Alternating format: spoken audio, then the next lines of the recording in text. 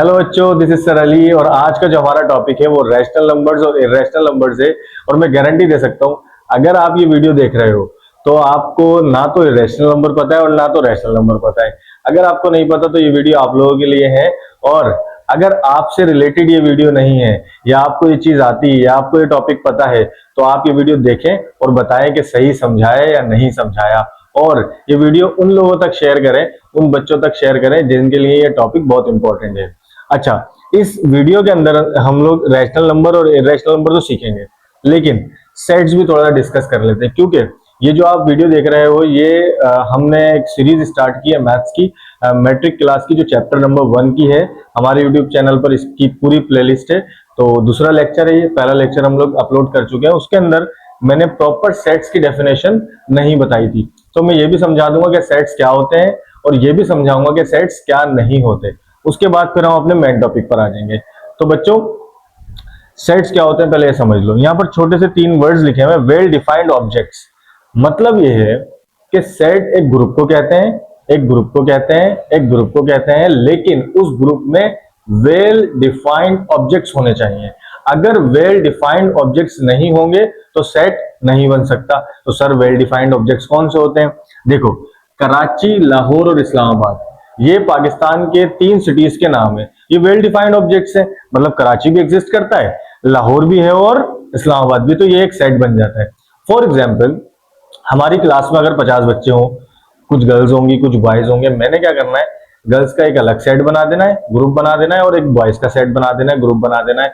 तो वो जो बॉयज वाला सेट है या ग्रुप है, उसके अंदर अगर मैं सारे बॉयज का नाम लिखूं और गर्ल्स वाले सेट में मैं गर्ल्स का नाम लिखूं, तो ये जो 2 ग्रुप्स बन जाएंगे, इन दोनों को सेट मतलब हम कह सकते हैं। उसका रीजन क्या है?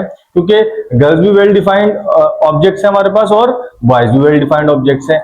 अच्छा, वो क्या चीज है जो सेट नहीं होती? अब फॉर एग्जाम्पल मैं आप लोगों को कहूं कि आप लोगों ने एक सेट बनाना है और एक सेट मैंने बनाना है। आप लोगों ने बनाना है कि 5 कोई मशहूर कराची के बिरयानी वाले आप लोगों ने एक सेट में लिखने हैं, और एक सेट में बनाऊंगा, 5 कोई मशहूर बिरयानी वाले मैं लिखूंगा।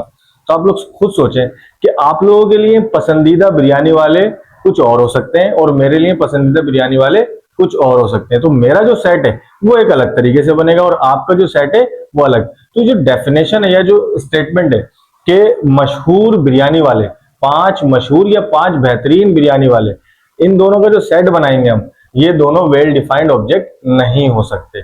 तो यहां तक बात क्लियर हो गई होगी कि सेट्स कब बनेंगे कि जो भी वेल डिफाइंड ऑब्जेक्ट होगा उसका सेट बनाया जा सकता है। अच्छा, इसमें नंबर्स भी आ सकते हैं, नाम भी आ सकते हैं, और कि हर तरह से कोई भी चीज जो वेल डिफाइंड हो तो उसका सेट या उसका ग्रुप बनाया जा सकता है।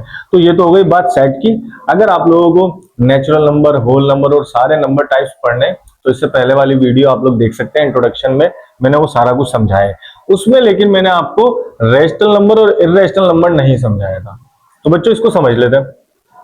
अच्छा, रैशनल और इर्रेशनल नंबर्स पढ़ने से पहले हम लोग ये समझते हैं कि फ्रैक्शन क्या होती है। तो बहुत सारे बच्चों को पता होगा कि फ्रैक्शन कहते हैं ऐसे नंबर्स को जो न्यूमरेटर और डिनोमिनेटर में लिखे हुए हों। मिसाल के तौर पे 2/4, 3/5, 10/6 वगैरह वगैरह वगैरह, ये सारी क्या है? फ्रैक्शंस है। वो नंबर जो ऊपर और नीचे लिखे हुए होंगे उनको फ्रैक्शंस कहते हैं। यहां तक बात समझ में आ गई? जल्दी जल्दी करेंगे, जल्दी जल्दी, कोई टेंशन नहीं है, जल्दी जल्दी करेंगे ताकि आप लोगों का कॉन्सेप्ट भी क्लियर हो जाए और टाइम भी ज्यादा ना लगे। अच्छा, अगर हम बात करते हैं रैशनल नंबर्स की, तो रैशनल नंबर के लिए हमें 2 चीजें देखनी पड़ेंगी, एक तो टर्मिनेटिंग फ्रैक्शंस और एक नॉन टर्मिनेटिंग फ्रैक्शंस। अब बहुत सारे बच्चे ये शायद जानते हों कि टर्मिनेटिंग फ्रैक्शन क्या होती है, और बहुत सारे बच्चे ये भी जानते हो कि नॉन टर्मिनेटिंग फ्रैक्शंस क्या होते हैं, लेकिन जरा सी कंफ्यूजन तो है, वो क्लियर कर लेते हैं। देखो बच्चों, टर्मिनेटिंग फ्रैक्शन क्या होती है? जैसे हमने ले लिया 15/5 इज इक्वल्स टू 5 1 5, 5 3 15, यहां बचा 3। तो जो 3 आंसर आया है, मकसद ये जो फ्रैक्शन थी ये खत्म हो गई, लिहाजा ये फ्रैक्शन क्या कहलाएगी? Terminating fraction. यहां तक तो बात समझ में आ गई। लेकिन अगर मैं लिखूं 1/2, इसको अगर हम सॉल्व करें डिवीजन मेथड से, तो कैसे करेंगे? हमने 1 अंदर रख लेना है, 2 बाहर रख लेना है, अच्छा 1 के टेबल में 2 के टेबल में 1 तो आता नहीं है, तो डेसिमल लगाया, यहां पर 0 ले लिया और 2 5 जा 10। जब इसको माइनस करूंगा तो ये खत्म हो जाएगा। पता क्या चला कि 1/2 ये जो फ्रैक्शन है 1/2 ये बराबर होगी 0.5 के। इसका मकसद क्या है कि ये जो 1/2 वाली फ्रैक्शन है ये भी खत्म हो गई, लेकिन पॉइंट में आई है। अब यहां कंफ्यूजन है, अगर कोई चीज पॉइंट में आ जाए लेकिन खत्म हो जाए तो उस फ्रैक्शन को भी टर्मिनेटिंग कहेंगे। आप लोगों में से बहुत सारे बच्चे अगर किसी ने पढ़ा है ये तो वो यहां कंफ्यूज हो जाता है कि यार जो खत्म हो जाए बिल्कुल मुकम्मल तरीके से खत्म हो जाए वो तो टर्मिनेटिंग फ्रैक्शन है, लेकिन जो पॉइंट में आ जाए वो टर्मिनेटिंग फ्रैक्शन नहीं है, वो नॉन टर्मिनेटिंग फ्रैक्शन में चले जाएगी। ऐसा नहीं है, जो फ्रैक्शन खत्म हो जाए, चाहे 1 डेसिमल के बाद 2 डेसिमल के बाद 3, मतलब खत्म हो जाए, स्टॉप लग जाए, वो टर्मिनेटिंग फ्रैक्शन है। यहां तक बात समझ में आ गई। अब नॉन टर्मिनेटिंग समझ लेते हैं। अच्छा भाई, नॉन टर्मिनेटिंग क्या होगी? जाहिर है जब टर्मिनेटिंग खत्म हो जाती है फ्रैक्शन, नॉन टर्मिनेटिंग क्या होगी? खत्म नहीं होगी। अब इसकी एग्जांपल ले लेते हैं। अगर हम डिवाइड करते हैं 1/3 को, डिवीजन मेथड से कर लेते हैं इसको। अच्छा भाई 1 अंदर आएगा, 3 हमने बाहर रख दिया। अच्छा 3 के टेबल में 1 आता नहीं है, डेसिमल लगाया और 0 ले लिया, तो 3 3 जा 9 हो गया, माइनस 10 में से 9 गए, 1 बचा। फिर 3 के टेबल में 1 नहीं आता, डेसिमल लगाया हुआ है, 0 हमने एक और दफा ले लिया, फिर 3 3 जा 9 हो गया, और ये इसी तरीके से चलता रहेगा। और यहां पर 3 3 3 3 3 3 3 3 3 आता रहेगा, तो खत्म ही नहीं होगा, आता रहेगा। आप सोल्व करते रहोगे, ये धीरे धीरे चलता रहेगा। अब ऐसे नंबर्स, ऐसे फ्रैक्शंस जो चलते जा रहे हों उनको कहते हैं नॉन टर्मिनेटिंग फ्रैक्शंस। बात समझ में आ रही है? ऐसे नंबर जो चलते जा रहे हों उनको कहते हैं नॉन टर्मिनेटिंग फ्रैक्शंस। सर सही है, बात समझ में आ गई। टर्मिनेटिंग खत्म हो जाए वो फ्रैक्शन जो खत्म हो जाए, नॉन टर्मिनेटिंग वो है जो खत्म ना हो। सर यहां पर दोबारा क्यों लिखा है नॉन टर्मिनेटिंग? उसका रीजन क्या है? देखो नॉन टर्मिनेटिंग भी दो तरीके के होते हैं। एक तो नॉन टर्मिनेटिंग रिपीटिंग या रिकरिंग। आपने पढ़ा होगा रिपीटिंग या रिकरिंग, दोनों अल्फाज पढ़ सकते हैं आप लोग। नॉन टर्मिनेटिंग में एक टाइप होती है रिपीटिंग और एक टाइप होती है नॉन रिपीटिंग।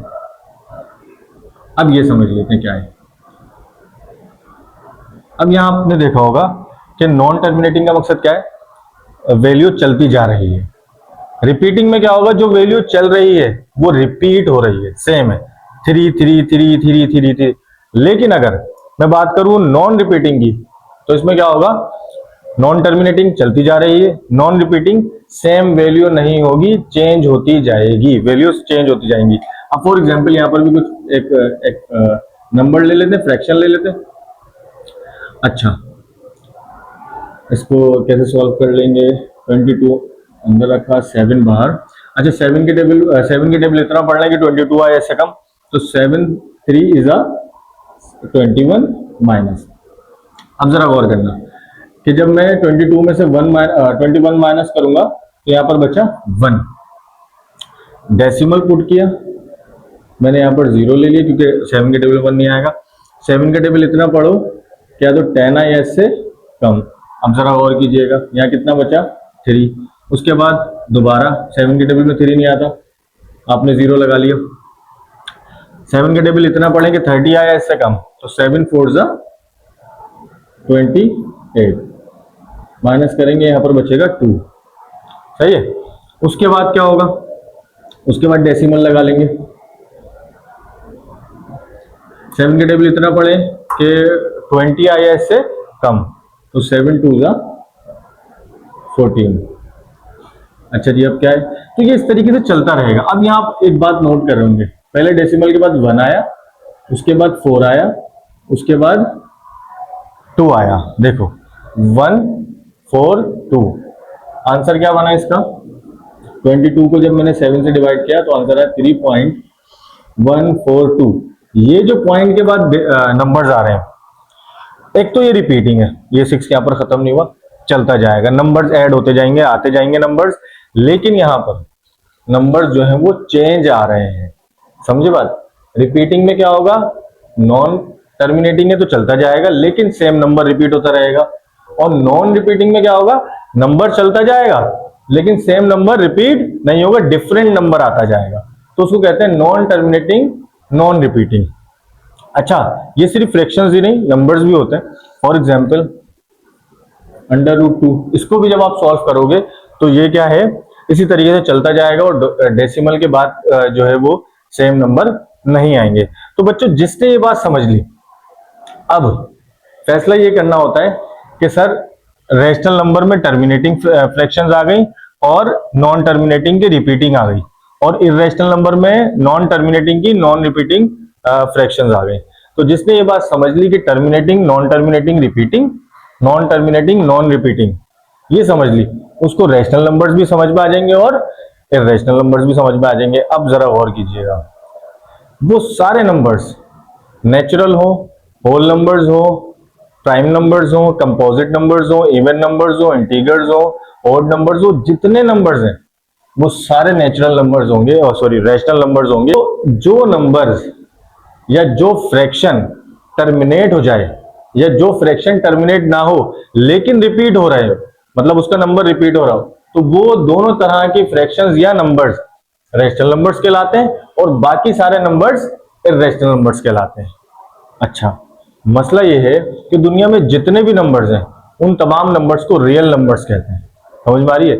मतलब तुम्हारे जहन में कोई भी नंबर आ रहा हो, नंबर 1 2 3 50 60 100 200 300 5000 10,000, ये सारे नंबर्स रियल नंबर्स होते हैं। और रियल नंबर की दो टाइप्स होती हैं, या तो कोई ना कोई रियल नंबर जो भी होगा वो या तो रेशनल होगा या वो इरेशनल होगा।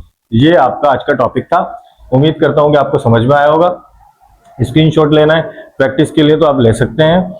अच्छा, अब जो नेक्स्ट टॉपिक मैं इंशाल्लाह अपलोड करूंगा उसमें हम लोग पढ़ेंगे रिप्रेजेंटेशन ऑफ सेट्स, जिसके अंदर बच्चे बहुत कंफ्यूज होते हैं बिल्डर फॉर्म में। हम पूरा बिल्डर फॉर्म का जो सेट बिल्डर वाला एक फॉर्मेट है वो पूरा समझेंगे, उसके अंदर सिंबल्स कैसे बनते हैं, उसके सेट्स कैसे बनते हैं प्रॉपर तरीके से, और टाइप्स ऑफ सेट्स भी इंशाल्लाह उसी वीडियो में मैं कवर कर लूंगा, ताकि आप लोगों का जो इंट्रोडक्शन है इस सेट्स चैप्टर वाला, सेट्स एंड फंक्शंस का, ये बहुत मजबूत हो जाए।